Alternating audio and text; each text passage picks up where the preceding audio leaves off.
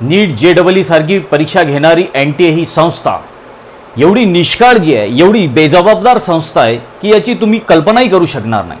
यांना विद्यार्थ्यांची त्या परीक्षेची काही घेणं देणं नाही। जेव्हा नीटचा पेपर फुटला तेव्हा संसदीय समितीसोबत म्हणजे जी खासदाराची समिती आहे त्या समितीसमोर या लोकांना बोलवण्यात आलं, तर यांनी अक्षरशः असे हसण्यासारखे उत्तरं दिले। पहिले तर म्हटलं की पेपर फुटलाच नाही, पहिलं खोटं काय बोलले हे संसदीय समितीसमोर की पेपर फुटलाच नाही। मग संसदीय समितीने त्यांना प्रश्न केला की मग परीक्षा रद्द का केली। मग यांनी म्हटलं की जे ट्रान्सलेटर होते, जसे की मांढरे आहे, हा कुलकर्णी आहे, हे ट्रान्सलेटर म्हणून होते, तर यांनी पेपर जो ट्रान्सलेट करायला बोलावलं तर यांनी प्रश्न पाठ केले आणि ते प्रश्न बाहेर जाऊन सांगितले, तर त्याच्यामुळे हा पेपर फुटला असं दुसऱ्यांदा खोटे बोलले।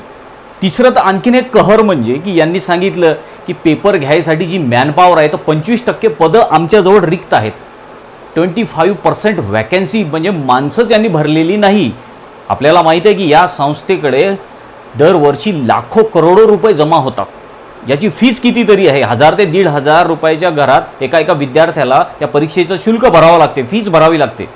आणि असं करत दरवर्षी या संस्थेकडे करोडो अब्ज रुपये जमा होतात आणि खर्च केल्यानंतरही करोडो रुपये याच्याजवळ उरतात, म्हणजे यांना करोडो रुपयाचा प्रॉफिट होतो। ह्या परीक्षा घेऊन सुद्धा प्रॉफिट होतो, तरी सुद्धा 25% स्टाफ हे लोक भरत नाहीत।